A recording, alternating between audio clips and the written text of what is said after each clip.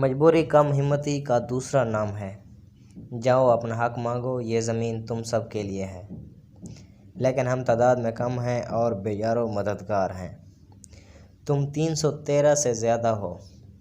کیا تم 313 کی فتح کے بارے میں نہیں جانتے؟ وہ سب بھی بے یار و مددگار تھے۔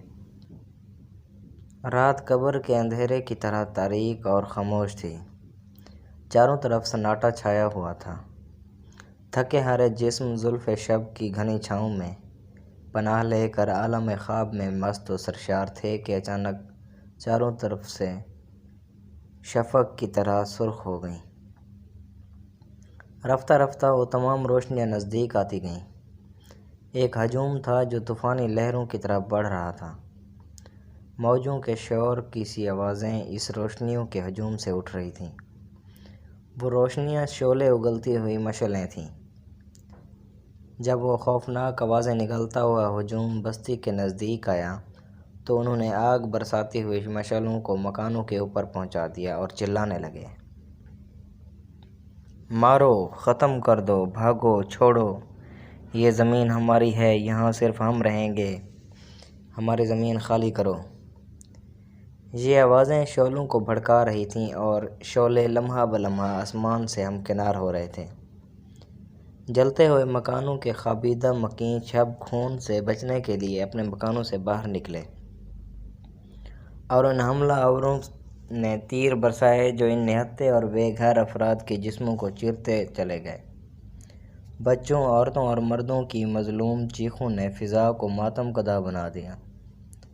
ذرا سی دیر میں پوری بستی جل کر راکھ اور چنگاریوں میں تبدیل ہو گئی اور ایسا شمشان بن گئی کہ جہاں زندہ لوگوں کی ارتھیاں جلائی گئی ہوں۔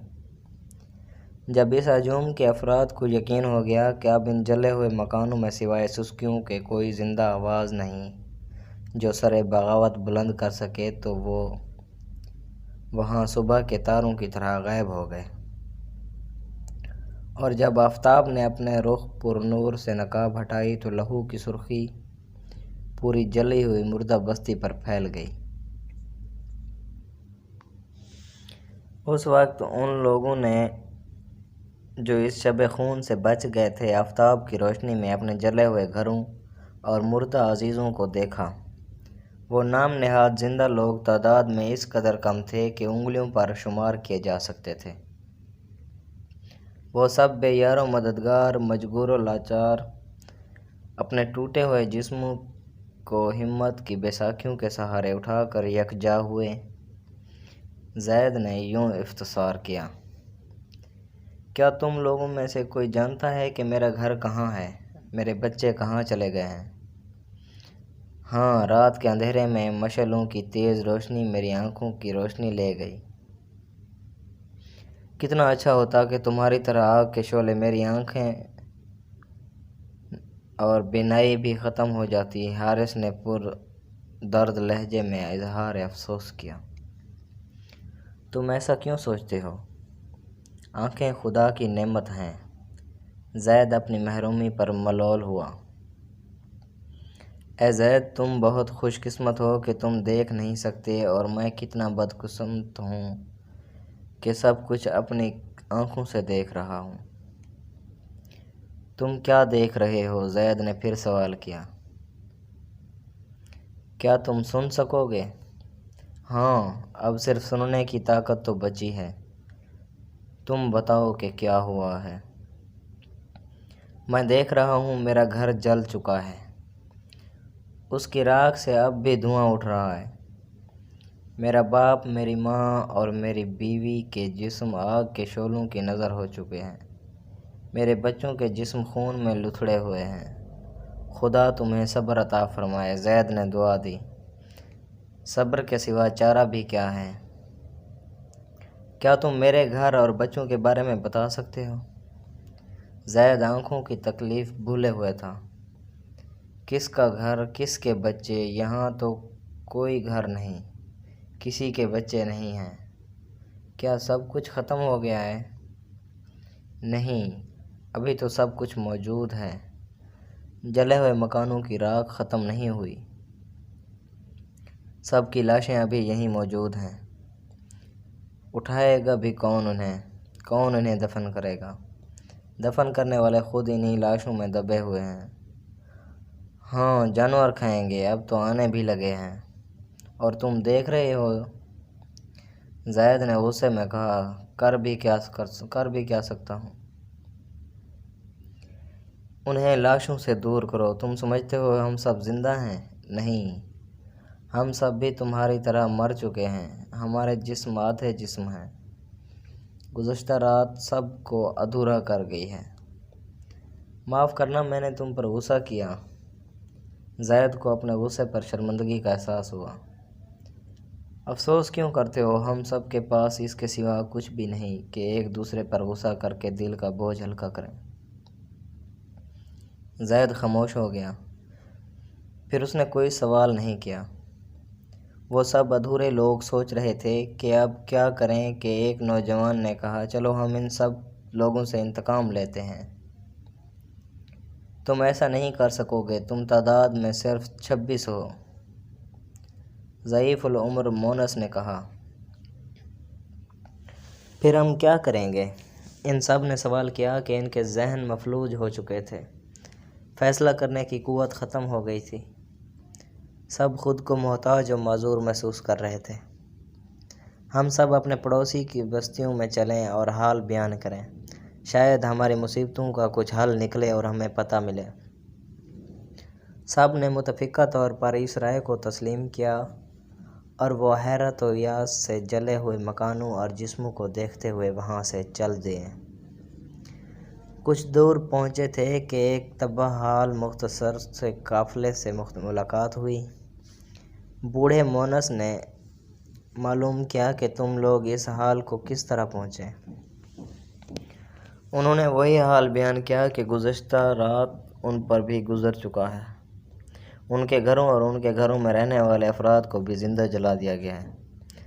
سب نے اظہار افسوس کیا، اور وہ کر بھی کیا سکتے تھے۔ سب کا حال ایک ہی تھا۔ چند ساعت نہ گزری تھیں کہ ایک اور قافلہ ان سے آ ملا۔ پھر ایک اور۔ وہ سب ہی اپنی بستیوں کی راکھ کو سلگتا ہوا اور عزیزوں کے جسموں کو بے کفن چھوڑ کر آئے تھے۔ اب پھر وہی مسئلہ پیدا ہو گیا تھا۔ اب کیا کریں، کہاں جائیں؟ بچے ہوئے نوجوانوں کا جوش انتقام لینے کے لیے اکسا رہا تھا، لیکن بزرگ لوگ بچوں اور عورتوں کی موجودگی میں انہیں اس فعل سے روک رہے تھے کہ اس میں اپنی ہی تباہی کا ڈر تھا۔ بہت دیر تک وہ سب سوچتے رہے اور پھر اس بات پر تیار ہو گئے کہ ہم اپنے ملک واپس چلیں کہ جہاں سے چند برس پہلے یہاں آئے تھے۔ شاید ہمارے اپنے پرانے مکان مل جائیں۔ اسی امید کو لے کر وہ اپنے ملک کی سرحد کی طرف چل دیے، لیکن جب وہ اپنے ملک کی سرحد پر پہنچے تو سرحد داروں نے انہیں روک دیا گیا۔ اب تم لوگ اس ملک میں نہیں آ سکتے، یہ ملک اب تمہارا نہیں رہا۔ پھر ہم کہاں جائیں جس ملک میں ہم پناہ تلاش کرنے کے لیے آئے تھے؟ وہاں کے لوگوں نے ہمیں پناہ نہیں دی، ہمارے گھروں کو جلا دیا، ہمارے بھائیوں کو جانوروں کی طرح قتل کر دیا۔ ہم نہیں جانتے کہ تم کہاں جاؤ، لیکن ہمارے ملک کے راستے تمہارے لیے بند ہیں، تم جہاں چاہو جا سکتے ہو۔ دنیا بہت بڑی ہے، سرحد داروں نے تلخ لہجے میں کہا، لیکن دنیا ہمیں اس لیے قبول نہیں کرتی کہ ہم تمہارے ملک کے رہنے والے ہیں۔ تمہارا اب اس ملک سے کوئی تعلق نہیں، یہاں سے جاؤ جہاں جا سکتے ہو۔ سمندر کی لہریں بڑے بڑے قافلوں کی پناہ دینے کے لیے تیار ہیں۔ سرحد داروں نے انہیں دھتکار دیا اور وہ بے گھر افراد مایوس ہو کر واپس لوٹ گئے۔ بہت دن تک وہ ادھر ادھر بھٹکتے رہے، جنگلوں اور پہاڑوں میں پناہ ڈھونڈنے لگے، لیکن ان لوگوں نے کہ جنہوں نے ان کے گھروں کو جلایا تھا، اس دہشت نوردی میں سکون نہ لینے دیا۔ رفتہ رفتہ ان کی تعداد اور کم ہوتی چلی گئی، اور جب وہ ہر طرف سے مجبور و لاچار ہو گئے تو سرحد داروں کی اس بات پر غور کرنے لگے کہ کیا واقعی سمندر کی لہریں ہماری آخری پناہ گاہ ہیں۔ ان سب نے پھر فیصلہ کیا کہ بہتر ہے کہ ہم سب لوگ خود کو سمندر کے حوالے کر دیں، شاید زمین ہمارے لیے تنگ ہو چکی ہے۔ اور یہ سوچ کر سب نے سمندر کی راہ لی۔ سمندر کی طوفانی لہروں کو دیکھ کر خوف محسوس ہوا، لیکن اپنے بے کسی اور بے بسی کو یاد کر کے اس خوف کو مغلوب کیا، اور جب ان سب نے خود کو سمندر کی لہروں کے حوالے کرنے کے لیے تیار کر لیا تو ایک آواز آئی، ٹھہرو، تم سب بزدل ہو، کیا تم نہیں جانتے خودکشی کرنا حرام ہے؟ سب نے مڑ کر دیکھا، ایک دراز العمر سفید ریش بزرگ ان سے مخاطب تھا۔ ہاں ہم جانتے ہیں، لیکن خدا کی یہ زمین ہم سب پر تنگ ہو چکی ہے اور آسمان سے ہمارا رشتہ ٹوٹ چکا ہے۔ ہم اپنے معصوم بچوں کو ذبح ہوتے ہوئے اور عزیزوں کے جسموں کو آگ میں جلتے ہوئے نہ دیکھ سکے، اور خدا دیکھتا رہا۔ ہم نے آسمان سے رحم کی بھیک مانگی، لیکن ہمارے دامن میں دیکھتے ہوئے انگارے آئے۔ اب ہم کیوں آسمانی احکامات پر عمل کریں؟ اب سوائے اس سمندر کے ہمارے لیے کوئی پناہ گاہ نہیں ہے۔ کیا خدا نہیں جانتا کہ ہم پریشان حال ہیں؟ سب نے بیک وقت آواز میں کہا۔ خدا سب کچھ جانتا ہے، اس لیے اس نے مجھے تمہارے پاس بھیجا ہے کہ میں تمہاری رہبری کروں، تمہیں صحیح راستہ بتلاؤں۔ نہیں، اب ہمیں کسی کی رہنمائی کی ضرورت نہیں۔ اس وقت تم کہاں تھے جب ہماری عورتوں اور ہمارے بچوں کے بدن دہکتی ہوئی آگ میں جھلس رہے تھے اور ان کی چیخیں آسمان سے ٹکرا رہی تھیں؟ کیا تم نے کبھی اپنے دل کے ٹکڑوں کو آگ میں جلتے ہوئے دیکھا ہے؟ اس وقت کے کرب کو محسوس کیا ہے؟ شاید جہنم کا منظر بھی اتنا کربناک نہیں ہوگا، کیونکہ وہاں کوئی شخص اپنے جلتے ہوئے عزیز کو پہچانے گا نہیں۔ بہتر ہوگا کہ تم ہمارے راستے سے ہٹ جاؤ، ایسا نہ ہو کہ ہم کوئی گستاخی کر بیٹھیں۔ وہ سب غصے کی حالت میں کانپ رہے تھے۔ تم ابھی غصے میں ہو اور جو کچھ کر رہے ہو اس کے انجام سے ناواقف ہو۔ اس بزرگ کے لہجے میں شفقت تھی۔ تم نہ سمجھ ہو۔